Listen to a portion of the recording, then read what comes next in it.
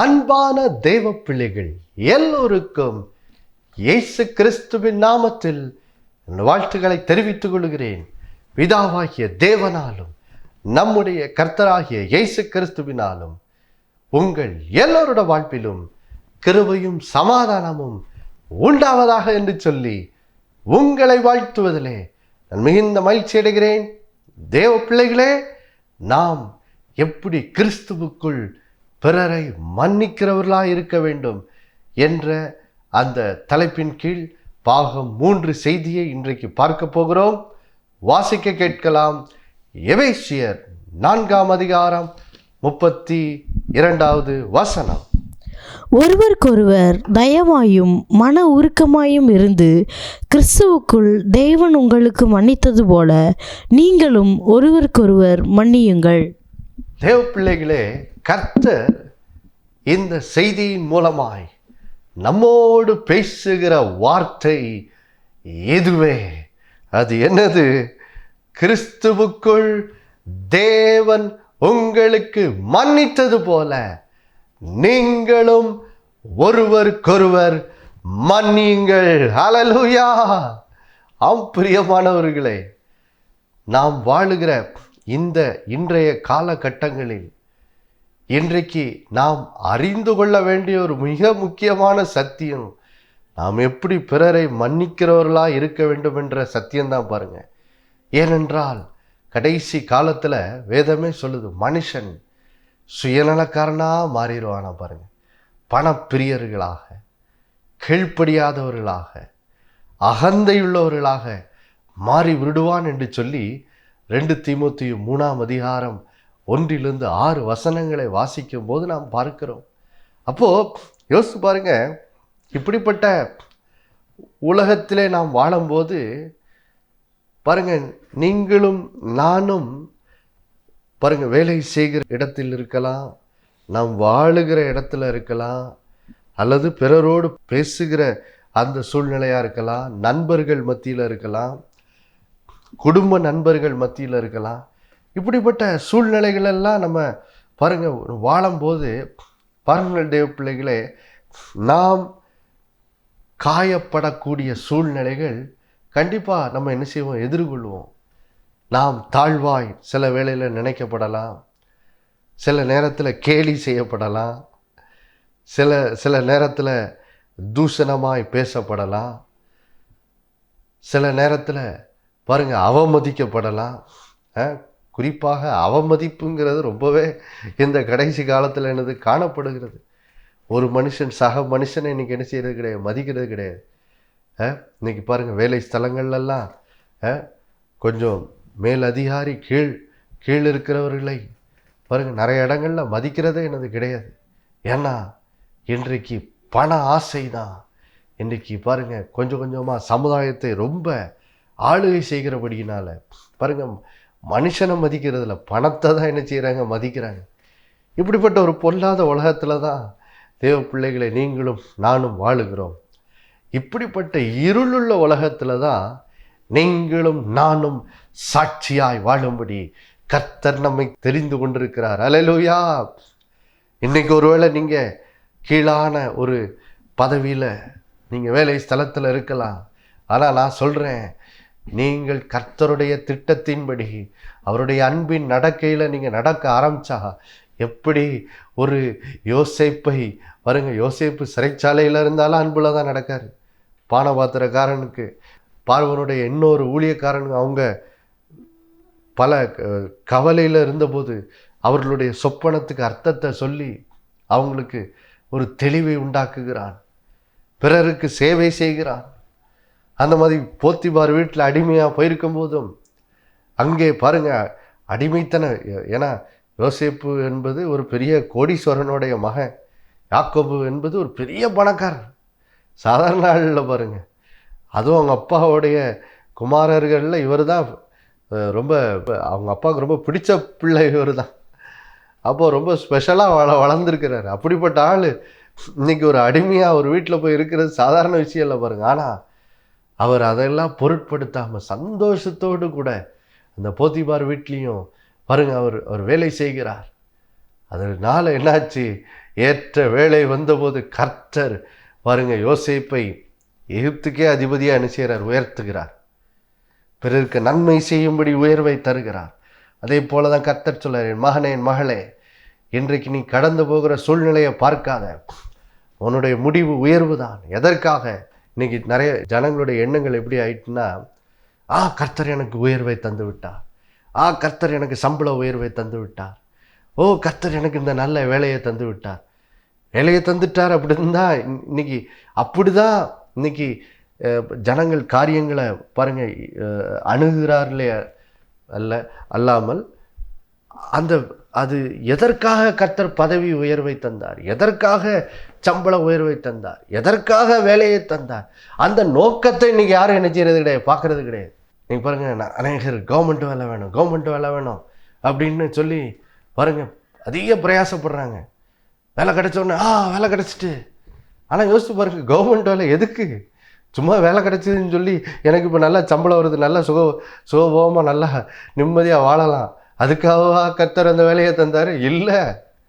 கர்த்தர் எதற்காக வேலையை தந்தார்? பிறருக்கு நன்மை செய்யும்படி, பிறருடைய கண்ணீரில் இருக்கிற யாரோ ஒருத்தருக்கு நன்மை செய்யும்படி தான் கர்த்தர் வேலையை என்ன செய்கிறார், தருகிறார். அப்போ கர்த்தர் என்ன சொல்றாரு, இன்றைக்கு நாம் எதற்காக கர்த்தர் நமக்கு வேலையை கொடுத்திருக்கிறார், எதற்காக வாழ்க்கையை கொடுத்திருக்கிறார் என்ற அந்த நோக்கத்தை நாம் உணர்ந்தவர்களாய் இந்த நாட்களில் என்ன செய்யணும், வாழணும். தேவ பிள்ளைகளே, அந்த நோக்கத்தை உணர்ந்தவர்களாய் நீங்கள் உங்களுடைய வாழ்க்கையின் காரியங்களை அணுக ஆரம்பிச்சிட்டா, ஆண்டவர் சொல்றார், நான் உன்னை உயர்த்துவது ரொம்ப லகுவாகிவிடும். ஏன்னா கர்த்தர் நமக்கு உயர்வை தர்றது, சம்பள உயர்வை தர்றது சும்மா நான் எனக்கு உயர்வு வந்துட்டு அப்படின்னு சொல்றதுக்காக இல்லை, ஒரு நோக்கத்தை நிறைவேற்றுவதற்காக, தேவ சித்தத்தை நிறைவேற்றுவதற்குத்தான் கர்த்தர் உயர்வை தருகிறார். அப்போ உயர்வு வேணுமா? கர்த்தர் சொல்ல, தேவ நோக்கத்தை நிறைவேற்றுகிறலாம் இன்றைக்கு என்ன செய்யுங்க, மாறுங்க. இன்றைக்கு இருக்க நிலைமையில என்ன செய்யுங்க, மாறுங்க. இன்னைக்கு ஒருவேளை சாதாரண பதவியில் இருக்கலாம், அந்த பதவியில் இருந்துட்டு எத்தனை பேருக்கு நன்மை செய்ய முடியும் உங்களுடைய வேலையின் மூலமாக? அதை நாடி என்ன செய்யுங்க, தேடுங்க. முறுமுறுக்காதீங்க, புலம்பாதீங்க. கர்த்தர் சொல்றாரு, எதை செய்தாலும் அதை கர்த்தருக்கென்று பாருங்க முழு இருதயத்தோடு செய்யும்படி தான் கர்த்தர் நம்ம என்ன செய்கிறார், அழைக்கிறார் பாருங்க. அப்போ பாருங்க, அதுல ஒரு முக்கியமான இது என்னது, பிறரை மன்னிக்கிறது. வேலை ஸ்தலங்களில் பாருங்க, ஒருவருக்கொருவர் கருத்து வேறுபாடு வர்றது, ஆஃபீஸில் பிறரோடு இருக்கிற உறவுகளில் சில கசப்புகள் வரலாம் பாருங்க. ஆனால் சில நேரங்களில் பார்த்திங்கன்னா அப்படிப்பட்ட சூழ்நிலைகள் வரும்போது பிறரை மன்னிக்கிறதுக்கு பதிலாக என்ன ஆயிடுறாங்க, சக வேலை செய்கிறவர்கள் மேலே கசப்பாயிடுறாங்க. கசப்பாயிட்டு இப்போ அவங்களுக்கு விரோதமாக நான் என்ன பண்ணலாம் அப்படின்னு யோசிக்கிறவர்களாம் சில நேரம் என்ன செய்கிறோம், மாறிடும். கர்த்தர் சொல்லுகிறார், அப்படிலாம் நம்ம என்ன செய்யக்கூடாது, இருக்கக்கூடாது. கர்த்தர் சொல்லுகிறார், நீங்கள் மன்னிக்கிறவர்களாக இருக்க வேண்டும், தயவு காண்பிக்கிறவர்களாக இருக்க வேண்டும்.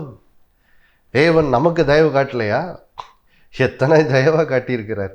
அதனால தான் இன்றைக்கி நம்ம பிழைத்து இருக்கிறோம்.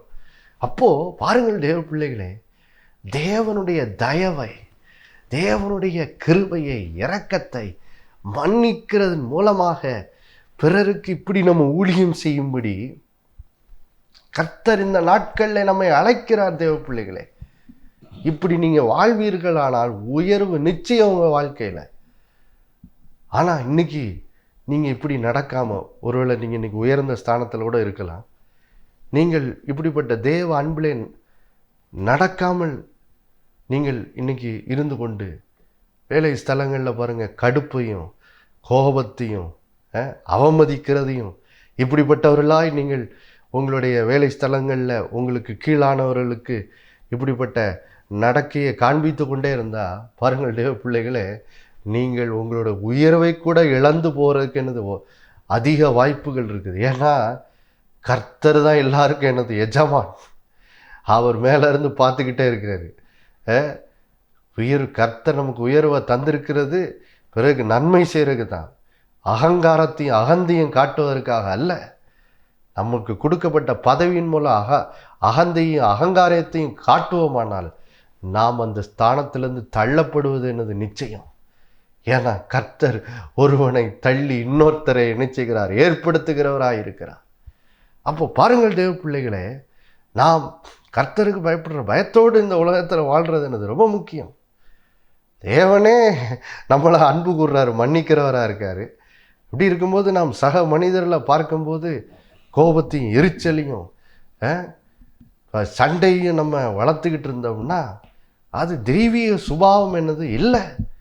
தேவன் நம்மை அன்பாக இருக்கும்படி என்ன செய்கிறார்? அழைக்கிறார். தேவ அன்பை கர்த்தர் நமக்கு கொடுத்திருக்கிற வேலையின் மூலம், நமக்கு கொடுத்திருக்கிற குடும்பத்தின் மூலம், நமக்கு கொடுத்திருக்கிற உறவுகளின் மூலம், பாருங்க, நமக்கு கொடுத்திருக்கிற பொறுப்புகளின் மூலம் தேவ அன்பை நாம் நம்மை சுற்றி இருக்கிற வாழ்க்கைக்குள்ள விதைக்கும்படி தான் தேவன் நமக்கு பல வாய்ப்புகளை இந்த உலகத்தில் என்ன செய்கிறார்? தருகிறார். அதை குறித்து ஒரு நாள் கணக்கும் என்ன செய்ய போறாரு? கேட்க போறார். அப்போ பாருங்கள் தேவ பிள்ளைகளே, இந்த நாட்களில் நீங்கள் ஒரு தீர்மானத்தை எடுங்க. நான் மன்னிக்கிறவராக என்ன செய்ய போகிறேன்? இருக்க போகிறேன். நான் மன்னிக்கிறவர்களாக இருக்க போகிறேன். நான் தேவ அன்பை விதைக்கிறவர்களாய் மாறப்போகிறேன். என் வாழ்க்கையில் அப்படி மாறப்போகிறேன் அப்படின்னு சொல்லி நீங்கள் ஒரு தீர்மானத்தை என்ன செய்ய வேண்டும்? எடுக்க வேண்டும் தேவ பிள்ளைகளே, எடுக்க வேண்டும். அப்படிப்பட்ட தீர்மானங்களை நீங்கள் எடுக்கும்போது பாருங்க, இப்போ பாருங்க, தேவன் உங்களை என்ன செய்கிறார்? ஆண்டவர் சொல்ல, என்னை கனம் பண்ணுகிறவர்களை நானும் என்ன செய்வேன்? கனம் பண்ணுவேன். என்னை கனம் பண்ணுகிறவர்களை நானும் என்ன செய்வேன்? கனம் பண்ணுவேன். அவர் நமக்கு தயவை காண்பிக்கிறவராக இருக்கும்போது, நாமும் பிறருக்கு தயவை காண்பிக்கிறவர்களாக இருக்கும்போது, மன்னிக்கிறவர்களாக இருக்கும்போது உயர்வு தான் உங்களோட முடிவாக என்ன செய்யும்? இருக்கும் பாருங்க. அதாவது நீங்கள் வாழ்க்கையில் உயர்ந்தே தீருவீங்க. ஏன்னா கர்த்தருக்கு தெரியும், இப்படிப்பட்டவர்களை உயர்த்தினா அவர்கள் என்னை என்ன செய்வார்கள்? வெளிப்படுத்துகிறவர்களாக என்ன செய்வாங்க? இருப்பாங்க.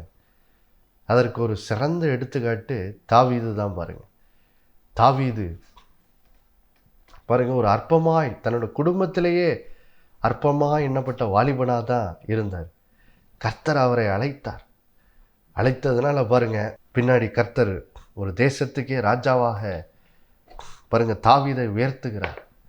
தாவீதை தேவன் ராஜாவாக உயர்த்தும் போது அந்த தேசமே பாருங்க ரொம்ப ஒரு அவர்களுடைய எல்லைகளிலே பாதுகாப்பற்ற நிலைமைகள், எதிரிகள் உள்ளே வந்து தேசத்தில் மிகுந்த நஷ்டத்தை உண்டு பண்ணுறாங்க, சேதத்தை உண்டு பண்ணுறவர்களாக இருந்தாங்க. தேசத்துக்குள்ளேயும் 12 கோத்திரத்தின் இடையே என்னது ஒற்றுமை இல்லை. தேசம் பிரிக்கப்பட்ட நிலையில தான் இருந்துச்சு பாருங்க. ஆனால் தாவீது முழு தேசத்துக்குள்ளும் ஒரு ஒற்றுமையை கொண்டு வந்து எல்லைகளிலெல்லாம் எதிரிகளை மடங்கடித்து, எதிரிகளை தோற்கடித்து, தேசத்தின் எல்லைகளிலே சமாதானத்தை கொண்டு வந்து, எல்லாவற்றுக்கும் மேலாக இஸ்ரேல் ஜனங்கள் பார்த்தீங்கன்னா பல முறை கர்த்தரை விட்டு வழி விலகி போகிறவர்களாக தான் இருந்தாங்க. ஆனால் தாவீதின் நாட்களிலே இஸ்ரேல் தேசத்து ஜனங்கள் எல்லோரும் கர்த்தரை தொழுது கொள்ளுகிறவர்களாக என்ன செய்தாங்க? மாறினாங்க. தொழுது கொள்ளுகிறவர்களாக மாறினாங்க. ஒரு தேசமே மாறிடுச்சு. காரணம் என்ன? ஒரு மனுஷன் தாவீது. அவருடைய ராஜ்யத்தின் நாட்கள் ரொம்ப முக்கியமான நாட்கள் பாருங்க. நம் வேதத்தை வாசிக்கும் போது இஸ்ரேல் தேசத்தினுடைய பழைய ஏற்பாட்டு சரித்திரத்தில் ஒரு முக்கியமான நாட்கள். அப்போ பாருங்கள் தேவ பிள்ளைகளே, அதுக்கு தான் கர்த்தர் தாவீதை என்ன செய்கிறார்? தெரிந்து கொள்ளுகிறார். அதே போல தான் உங்களையும் இந்த கடைசி நாட்களில் தெரிந்து கொண்டிருக்கிறார். கர்த்தர் சொல்கிறாரு பாருங்க, கடைசி நாட்களில் இன்னைக்கு சிலரெல்லாம் நம்ம பார்க்குறோம், வாழ்க்கையில் உயர்ந்தவர்களை போல இருக்கிறாங்க. இல்லை, ஆனால் அவங்க அந்த உயர்ந்த பதவியை அநேகர் இன்னைக்கு துஷ்பிரயோகம் பண்ணுகிறத பார்க்குறோம். பதவியை வைத்து சுயநலமாய் நடந்து, அகந்தை பெருமையாய் நடந்து, அதன் மூலம் பிறரை அவமதிக்கிறவர்களாய், பிறருக்கு தீங்கு செய்கிறவர்களாய் காணப்படுகிறத பார்க்கிறோம். அவர்களெல்லாம் தள்ளப்படுவதையும், யாரெல்லாம் தேவனுக்கு முன்பாக மீகா 6:8 சொல்லுகிறது போல நீதியை செய்து இரக்கத்தை சிநேகித்து தேவனுக்கு முன்பாக மன தாழ்மையாக யார் வாழுகிறார்களோ அவர்கள் இந்த கடைசி நாட்களில் சமுதாயத்தில் உயர்ந்த ஸ்தானங்களுக்கு உயர்த்தப்படுகிறதை நீங்கள் பார்க்க போகிறீர்கள். தேவ பிள்ளைகளை பார்க்க போகிறீர்கள். பெரிய மாற்றங்கள் வரப்போகிறது வரும் நாட்களில். எல்லாம் நடக்குமான்னு நம்ம நினைக்கிறோம். நடக்க போகுது. தாழ்மை உள்ளவர்களுக்கு தான் இனி உயர்வு, அகந்தை உள்ளவர்களுக்கு இனி உயர்வு அல்ல. அப்படிப்பட்டவங்க உயர்வை மறந்துட வேண்டிதான். ஏனால் வேதம் சொல்லுகிறது, இந்த பூமி எந்த மனுஷனுக்கும் சொந்தம் கிடையாதுங்க. இந்த பூமி வானத்திலும் பூமிக்கும் சகல அதிகாரம் கொண்ட இயேசு ராஜாவுக்கே இந்த பூமி எனது சொந்தம். அப்போ யார் அவருடைய குணாதிசயத்தில் நடக்கிறாங்களோ அவங்களுக்கு தான் எனது உயர்வு. அல்லேலூயா, அவங்களுக்கு தான் உயர்வு. அப்போது பாருங்கள் தேவ பிள்ளைகளே, நாம் ஏன் பிறரை மன்னிக்கிறவர்களாக இருக்க வேண்டும் என்று சொல்லி கடந்த வாரத்தில் தேவன் நம்மை எந்த அளவுக்கு பெரிதான விதத்தில் மன்னித்தார் என்று சொல்லி பார்த்துட்டு இப்போ ஆண்டவர் சொல்ல, அதனால தான் நீங்கள் என்ன செய்யணும், பிறரை மன்னிக்கணும் அப்படின்னு சொல்கிற சத்தியத்தை சொல்லும்படி பாருங்கள். மறுபடியும் அந்த மத்தேயு 18ஆம் அதிகாரத்தில் பாருங்கள், அந்த ஓமைக்கு நம்ம செல்வோம். பாருங்கள், மத்தேயு 18ஆம் அதிகாரம் 28வது வசனத்திலிருந்து இப்போ 30வது வசனம் வரைக்கும் வாசிக்கலாம். அப்படி இருக்க அந்த ஊழியக்காரன் புறப்பட்டு போகையில் தன்னிடத்தில் 100 வெள்ளிப்பணம் கடன் பட்டிருந்தவனாகிய தன் உடன் வேலைக்காரரில் ஒருவனை கண்டு அவனை பிடித்து தொண்டையை நெரித்து, நீ பட்ட கடனை எனக்கு கொடுத்து தீர்க்க வேண்டும் என்றான். அப்பொழுது அவனுடைய உடன் வேலைக்காரன் அவன் காலிலே விழுந்து, என்னிடத்தில் பொறுமையாயிரும், எல்லாவற்றையும் உமக்கு கொடுத்து தீர்க்கிறேன் என்று அவனை வேண்டிக் கொண்டான். அவனோ சம்மதியாமல் போய் அவன் பட்ட கடனை கொடுத்து தீர்க்கும் அளவும் அவனை காவலில் போட்டுவித்தான். நடந்ததை அவனுடைய உடன் வேலைக்காரர் கண்டு மிகவும் துக்கப்பட்டு ஆண்டவனிடத்தில் வந்து நடந்ததை எல்லாம் அறிவித்தார்கள். அப்பொழுது அவனுடைய ஆண்டவன் அவனை அழைப்பித்து, பொல்லாத ஊழியக்காரனே, நீ என்னை வேண்டிக் கொண்டபடியினால் அந்த கடன் முழுவதையும் உனக்கு மன்னித்து விட்டேன்.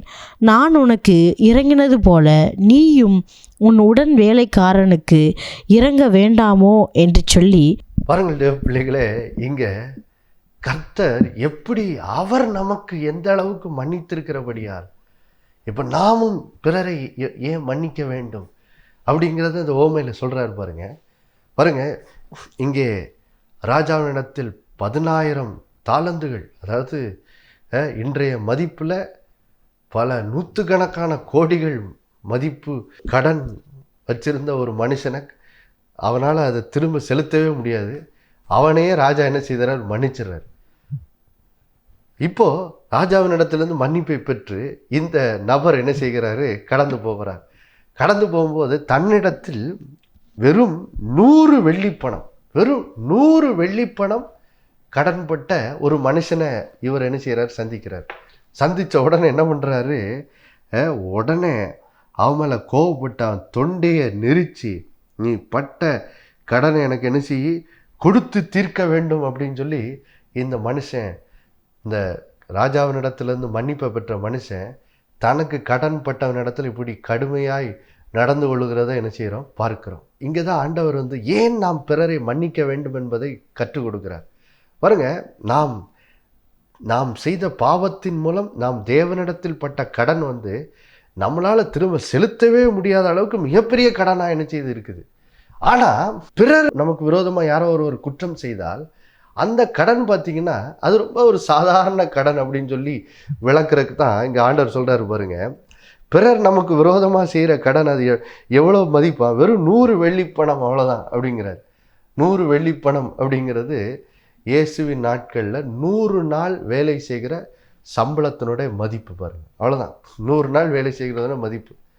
இப்போது நம்ம பார்த்தோம், நாம் தேவனுக்கு விரோதமாக செய்த கடனோட மதிப்புனா 10,000 தாலந்துகள், அதனோட மதிப்புனது பல நூற்றுக்கணக்கான கோடி. இந்த அளவுக்கு நம்ம தேவனுக்கு முன்பாக கடன் பட்டிருந்தோம் நம்மளோட பாவத்தினால. ஆனால் இப்போ யோசிச்சு பாருங்க, இப்படிப்பட்ட கடன்பட்ட நம்மையே தேவன் என்ன செய்தார், மன்னிச்சிட்டார். திரும்ப செலுத்த முடியாத அளவுக்கு கடன் பட்டிருந்தோம், ஆனால் கர்த்தர் நம்முடைய பாவத்தை மன்னித்தார். இப்போது இன்னொருத்தர் நமக்கு விரோதமாக குற்றம் செய்கிறான்னு வச்சுக்கோம், அந்த குற்றம் செய்கிறவர்கள் நம்ம இடத்துல என்ன செய்கிறாங்க, கடன் படுறாங்க. ஆனால் அந்த கடனோட மதிப்பு என்னது, வெறும் 100 நாள் வேலை செய்தால் வருகிற சம்பளத்தினோட மதிப்பு தான். எடுத்துக்காட்டுக்கு பாருங்கள், இன்னைக்கு இன்றைய மதிப்பில் நம்ம சொல்லலாம், இன்றைக்கி ஒரு நபருக்கு ஒரு நாள் வேலை பார்த்தா 1000 ரூபான்னு வச்சுக்குவோம். 100 நாள் வேலை செஞ்சால் 1,00,000 ரூபா, அவ்வளோதான். யோசிச்சு பாருங்க. அப்போது இன்னொருத்தர் இன்னைக்கு நமக்கு விரோதமாக குற்றம் செய்தால் நம்ம இடத்தில் அவர்கள் படுகிற கடனுடைய அளவு என்னது? வெறும் ஒரு 1,00,000, அவ்வளோதான். அது ஒன்றும் பெரிய அளவுலாம் இல்லை. ஏன்னா நம்ம தேவனுக்கு விரோதமாக செஞ்சு பாவம் செய்ததனுடைய அளவு வந்து மிகப்பெரிய அளவு. அதனோட ஒப்பிடும்போது இது ஒன்றுமே இல்லை. அப்போது அதை தான் ஆண்டவர் சொல்கிறாரு, நீ கணக்கிட முடியாத அளவுக்கு பெரிய கடன் பட்டிருந்த, அதையே நான் உனக்கு மன்னிச்சிட்டேன்னா, உன்னிடத்தில் சிறிய அளவு தான் கடன் படுகிற ஒரு மனுஷனுக்கு நீ மன்னிக்க வேண்டியது எவ்வளோ முக்கியம். அதை தான் பாருங்க ஆண்டவர் சொல்கிறாரு பாருங்க, 33 நான் உனக்கு இறங்கினது போல நீயும் உன் உடன் வேலைக்காரனுக்கு இறங்க வேண்டாமோ. அவ்வளோ பெரிய கடனே நான் உனக்கு மன்னிக்கும் போது நீ உனக்கு விரோதமாக குற்றம் செய்து சிறிய அளவில் தான் கடன் படுகிற ஒரு மனுஷனை மன்னிக்க வேண்டாமோ அப்படின்னு கர்த்தர் சொல்கிறாரு பாருங்க. ஆனால் இன்னைக்கு மனுஷர்ல நாம் என்ன பண்ணுறோம்? இந்த மனுஷனை போல தான். ராஜாவினிடத்திலிருந்து மன்னிப்பை பெற்ற இந்த மனுஷன் தன்னிடத்தில் கடன்பட்ட அந்த அடுத்த உடன் வேலைக்காரனுக்கு அவர் என்ன செய்யலை? இறங்காமல் அவர் தொண்டையை பிடிச்சி நெரிச்சு என் கடனை திரும்ப செலுத்துன்னு சொல்லி அவனை கொண்டு போய் காவலில் அடைச்சி, இப்படி பாருங்க அவனை மன்னிக்க முடியாதவனாக இருக்கிறத இங்கே என்ன செய்கிறோம் பார்க்குறோம். இன்றைக்கு நிறைய நேரமும் நம்மளும் அப்படி தான் என்ன செய்கிறோம் இருக்கிறோம். தேவன் நம்மை அந்த அளவுக்கு மன்னித்திருக்கிற பிறர் நமக்கு விரோதமாக செய்கிற சிறிய சிறிய குற்றத்தை கூட நம்மளால் என்ன செய்ய முடியல? மன்னிக்க முடியலை. பாருங்கள் தேவ பிள்ளைகளே, கர்த்தர் சொல்கிறாரு, அப்படி தான் நம்ம என்ன செய்யக்கூடாது? இருக்கக்கூடாது. பாருங்கள், நம்ம வாசித்து முடிப்போம் பாருங்க. இப்போ கொலோசியர் 3:13, ஒருவரை ஒருவர் தாங்கி ஒருவர் பேரில் ஒருவருக்கு குறைபாடு உண்டானால் கிறிஸ்து உங்களுக்கு மன்னித்தது போல ஒருவருக்கொருவர் மன்னியுங்கள். அப்போ ஆண்டவர் சொல்கிறாரு, நாம் அந்த மன்னிக்கப்பட்ட வேலைக்காரன் தன்னோட உடன் வேலைக்காரனுக்கு மன்னிக்காமல் இருந்தானே, அவனை போல என்ன செய்யக்கூடாது? இருக்கக்கூடாது. நாம் எப்படி இருக்கணும்? நாம் பாருங்க ஆண்டவருடைய சுபாவத்தில் நடக்கிறவர்களாக இருக்கணும். அதை தான் இங்கே ஆண்டவர் சொல்கிறாரு, கிறிஸ்து உங்களுக்கு மன்னித்தது போல உங்களுக்கு ஒருத்தர் பேரில் ஒரு குறைபாடு இருக்கா, அதை உடனே என்ன செய்திருங்க? மன்னிச்சிருங்க. ஆண்டவர் உங்களுக்கு மன்னிச்சது போல நீங்கள் என்ன செய்யுங்க? மன்னிச்சிருங்க அப்படின்னு சொல்கிறாரு பாருங்க. மன்னிச்சிருங்க. எப்படி மன்னிக்கணுமா? எப்படி மன்னிக்கணும்னு சொல்லி மார்க் 11:25 எப்படி மன்னிக்கிறது அப்படின்னு சொல்லி நடைமுறையில் எப்படி அதை செய்கிறதுன்னு சொல்லி கற்றுக் கொடுக்குறாரு பாருங்க. நீங்கள் நின்று ஜெபம் பண்ணும்போது ஒருவர் பேரில் உங்களுக்கு யாதொரு குறை உண்டாயிருக்குமானால் பரலோகத்தில் இருக்கிற உங்கள் பிதா உங்கள் தப்பிதங்களை உங்களுக்கு மன்னிக்கும்படி அந்த குறையை அவனுக்கு மன்னியுங்கள். பாருங்க, ஆண்டவர் சொல்கிறாரு பாருங்க, நம்ம ஜெபத்தில் நம்மளோட தேவைகளுக்காக ஆண்டவர் இடத்துல போய் வேண்டிக் கொள்கிறோம். அப்படி ஆண்டவர் இடத்துல ஜெபித்து கொண்டிருக்கும் போதே ஆண்டவர் என்ன சொல்கிறாரு? உனக்கு ஞாபகம் வரும்ல, நேற்று அவன் கூட சண்டை போட்டு அவனை மன்னிக்காமல் இருந்தல்ல, அந்த உள்ளத்தில் இன்னும் அந்த மன்னிக்காத இது என்ன செய்யுது? இன்னும் மனசுக்குள்ளே என்ன செய்யுது? இருந்துக்கிட்டே தானே இருக்குது. அப்போ ஆண்டவர் என்ன சொல்கிறாரு? நின்று ஜெபிச்சுக்கிட்டு இருக்க அந்த இடத்துலையே என்ன பண்ணிடு? பரலோகத்தில் இருக்கிற பிதா உங்கள் தப்பிதங்களை மன்னித்தது போல நீங்களும் பிறர் உங்களுக்கு விரோதமாய் செய்த தப்பிதங்களை என்ன செய்யுங்க? மன்னிச்சிருங்க. நான் ஆண்டவர் சொல்கிறார், ஜெபிச்சுக்கிட்டு இருக்கும் போதே மன்னிச்சிரு. அந்த ஜப இடத்திலேயே என்ன செய்ய? மன்னி. தேவ சமூகத்திலே என்ன செய்ய? மன்னி. ஏன்னா மன்னிக்கிறதுக்கு பாருங்கள் பலன் தேவ சமூகத்தில் தான் வருது. அந்த ஜெபிக்கும் போது பாருங்கள், நீங்கள் தேவனோடு உறவாடிக்கிட்டு இருக்கீங்க. இப்போ தேவனோடு ஒரு உறவில் இருக்கீங்க. இப்போ அங்கே தேவ பிரசனத்தில் இருக்கிறீங்க. கர்த்தர் சொல்லார், அந்த இடத்துல என்ன பண்ணு? அதை ஜெபிச்சிட்டு இருக்கும் போதே பிறரை என்ன செய்ய? மன்னிச்சிரு. ஆண்டவரே, அவங்க எனக்கு விரோதமாக செஞ்சாங்க, எனக்கு கொஞ்சம் மனசு காயமாயிடுச்சு, ஆனாலும் ஆண்டவரை இப்பொழுது ஏசு எனக்கு மன்னித்தது போல் நான் இப்போ அவங்கள என்ன செய்கிறேன்? மன்னிச்சிடேன் ஆண்டவரை, அதுக்கு என்னை பலப்படுத்துங்கன்னு சொல்லி நம்ம இப்படி ஜெபிக்கும் போது பாருங்கள் தேவ பிள்ளைகளே, நம் பிறரை மன்னிக்கிறவர்களாய், இப்படி மன்னிப்பின் சுபாவத்தில் நடக்கிறவர்களாய் நம்மளோட வாழ்க்கை என்ன செய்து மாறிவிடுகிறது பாருங்கள்.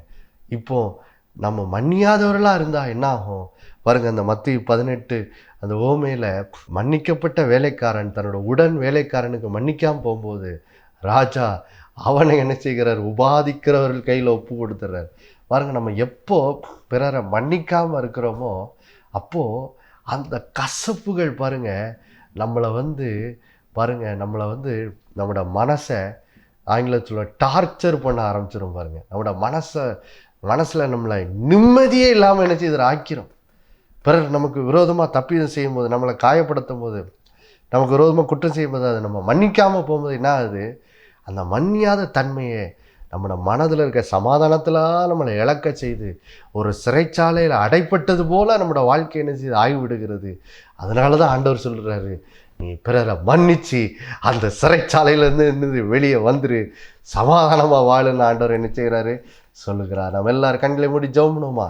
எல்லாரும் கண்களை மூடி, தேவ பிள்ளைகளே, இந்த நாளிலே நம்ம எல்லாரும் கண்களை மூடி ஜெபிக்க போகிறோம். எல்லாரும் கர்த்தர் இந்த நாளில் நம்மோடு என்ன செய்கிறார், பேசியிருக்கிறார். கர்த்தர் இந்த நாளில் பாருங்கள், இந்த வார்த்தையை நம்மோடு பேசியிருக்கிறார். அதனால் எல்லாரும் கண்களை மூடி ஜெபம் பண்ணுவோம். பாருங்கள், அன்புள்ள பரலோகத்தின் பிதாவே, ஆண்டவராகிய இயேசுவின் நாமத்தில் உடைய சமூகத்தில் வருகிறோம் அப்பா. இந்த நாளிலே எங்களோடு பேசிய வார்த்தைக்காக நன்றி. எப்படி ஆண்டவரே நாங்கள் தேவனுடைய மன்னிப்பின் சுபாவத்தில் இந்த கடைசி காலத்தில் வாழ வேண்டியது எவ்வளவு முக்கியம்னு சொல்லி கற்றுக் கொடுத்தீங்களே, அப்படிப்பட்டவர்கள் தான் இனி கர்த்தரால் உயர்த்தப்படுவார்கள் என்ற அந்த சத்தியத்தை நாங்கள் எவ்வளோ அழகாக கற்றுக்கொண்டோமே. ஆமாப்பா, ஸ்தோத்திரம் ஆண்டவரே. இந்த நாளிலே இந்த சத்தியங்களை அறிந்து கொள்ளும்படி உங்களுடைய பிள்ளைகளுடைய மனக்கண்களை திறந்தருளுங்க ஆண்டவரே, திறந்தருளுங்க. ஓ, எனக்கு வேலையில் உயர்வே இல்லை, எனக்கு வாழ்வையில் உயரவே இல்லை என்று சொல்லி முறுமுறுத்து புலம்பிக்கிட்டு ஆண்டவரே இருதயத்தில் கசப்பில் வாழ்ந்து கொண்டிருக்க பிள்ளைகள் அதையெல்லாம் மறந்து விட்டு, ஆண்டவரே நானும் தேவனுடைய அந்த சுபாவத்தில் நடக்கிறவர்களாய் என் சுபாவத்தை மாற்றுங்கன்னு சொல்லி இந்த நாட்களில் உங்களுடைய பிள்ளைகள் என்ன நிலையில் இருக்கிறாங்களோ அந்த நிலையில் உங்களுடைய பிள்ளைகள் இன்னும் உங்களுடைய சுபாவமுடையவர்களாய், உங்களுடைய அன்பின் சுபாவமுடையவர்களாய், இந்த மன்னிக்கிற சுபாவமுடையவர்களாய் மாற்றப்பட தங்களை அர்ப்பணிக்கட்டும் ஆண்டவர், அர்ப்பணிக்கட்டும். உங்களுடைய பிள்ளைகளை மாற்றுங்க. ஓ, தங்களுக்கு கொடுக்கப்பட்ட ஆண்டவரே அந்த சிறிய வேலையில், அந்த சின்ன பதவியில் ஆண்டவரே உங்களுடைய பிள்ளைகள் இந்த சுபாவத்தில் நடந்து உமக்கு உண்மையுள்ளவர்களாக இருக்கட்டும். ஓ, தங்களோடு கூட வேலை செய்கிறவர்களை மதிக்கிறவர்களாய், அவர்களை கனம் பண்ணுகிறவர்களாய், மேலே இருக்கிற அதிகாரிகளை கனம் பண்ணுகிறவர்களாய், இப்படி ஆண்டவரே உம்முடைய நடக்கையிலே நடக்கிறவர்களாய் உம்முடைய பிள்ளைகளை இருக்கும்படி உம்முடைய பிள்ளைகளுடைய சுபாவங்களை நீர் வணைந்தருளும்படியாக ஜெபிக்கிறோம்ப்பா. அதன் மூலம் உம்முடைய பிள்ளைகளை நீர் வணைந்தருளி ஏற்ற வேலை வந்தபோது எப்படி தானியேலை உயர்த்தின தேவன், தாவீதை உயர்த்தின தேவன், யோசேப்பை உயர்த்தின தேவன், உம்முடைய பிள்ளைகளையும் உயர்ந்த ஸ்தானங்களுக்கு உயர்த்தி அநேகருக்கு நன்மை செய்யும்படி உம்முடைய பிள்ளைகளுக்கு உயர்வை தந்தருளும்படியாக ஜெபிக்கிறோம் ஆண்டவரே. இப்படி செய்கிறக்காய் ஸ்தோத்திரம். இந்த நாளிலிருந்து உடைய பிள்ளைகள் ஆண்டவரே ஸ்தோத்திரம், தங்களுக்கு விரோதமாய் பிறர் செய்கிற குற்றங்கள், தப்பிதங்கள், பிறர் தங்களை காயப்படுத்தும் போது ஆண்டவரே தேவன் அவர்களுக்கு மன்னித்தது போல அவர்களும் கிறிஸ்துவுக்குள் பிறரை மன்னிக்கிறவர்களாக இருக்க உடைய பிள்ளைகளுக்கு உதவி செய்யுங்க. ஓ, யாரெல்லாம் மன்னிக்க முடியாமல் பலவிதமான சமாதானத்தை இழந்து சிறைச்சாலையில் இருக்கிறது போல் கட்டப்பட்டவர்களாக இருக்கிறார்களோ, இந்த நாளில் உடைய பிள்ளைகள் அவர் பிறரை மன்னித்து அந்த சிறைச்சாலைகளிலிருந்து வெளியே வரட்டும். சமாதானம் பிள்ளைகளோட வாழ்க்கையில் பிறக்கட்டும், நிம்மதி பிறக்கட்டும், நல்ல தூக்கம் உண்டாகட்டும். ஓ ஸ்தோத்திரம். ஓ, விடுதலை அடையாத ஆண்டவரே கட்டுகளிலிருந்து உடைய பிள்ளைகள் இயேசுவின் நாமத்தில் விடுதலை அடையட்டும், இயேசுவின் நாமத்தில். அப்படி செய்ததுக்காய் நன்றி ஆண்டவரே. இயேசுவின் மூலம் வேண்டிக் கொள்கிற நல்ல பிதாவே, ஆமேன். மறுபடியும் அடுத்த வாரம் சந்திக்கிறேன், புட்டுகிறேன். இயேசுவே ஆண்டவர். ஒவ்வொரு நாளும் அவர் மேல் விசுவாசம் வைத்து வாழுங்கள். ஆமேன்.